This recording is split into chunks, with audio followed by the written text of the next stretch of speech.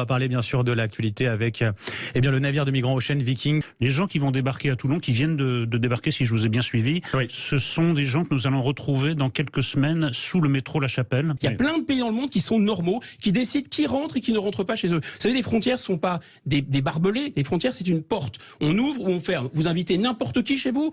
Moi, je voudrais pousser un grand coup de gueule.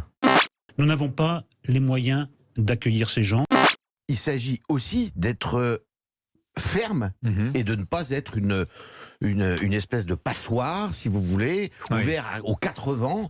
Simplement, une fois que ces gens sont sur notre territoire, on en perd le contrôle. Si vous laissez entrer ces gens, vous allez les perdre dans la nature.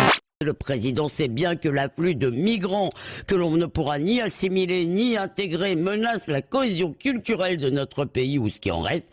J'entendais tout à l'heure des femmes de Côte d'Ivoire évoquées par Yann Brossa qui en parlait. viennent uniquement pour des raisons économiques. Mais pardonnez-moi, c'est pas une raison suffisante. Ces gens-là, quand ils arrivent, ils n'ont pas le droit de travailler.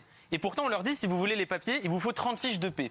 Ces gens-là, quand ils arrivent et qu'ils sont mineurs, on leur dit, vous ne pouvez pas aller à l'école tant que vous n'avez pas prouvé que vous êtes mineur. Et la procédure judiciaire est tellement longue qu'à la fin, ils finissent par ne pas aller à l'école. Et quand on dit, oui, mais on n'a pas les moyens de les accueillir, pensez aux pauvres personnes en France qui n'ont pas de moyens, j'aimerais bien qu'à un moment, on arrête d'opposer les Français qui sont pauvres et les immigrés.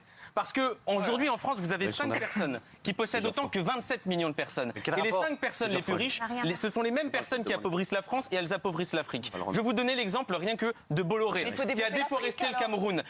Bolloré en Afrique, c'est des dizaines de ports, des chemins de fer, des transports routiers, de l'extraction minière, de tout ce qui se finit par Newm, de la déforestation, du pétrole, des pins, des mugs, des autocollants et des tote bags. Avec tout ce qu'ils gagnent en pillant l'Afrique, ils payent des fachos sur ces chaînes de télé pour dire que les Africains doivent rentrer chez eux.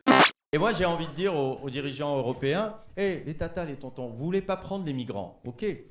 Mais pour que les migrants aient envie de rester chez eux, peut-être qu'il faut aider l'Afrique. Et puis surtout, peut-être qu'il faut arrêter de continuer à piller l'Afrique.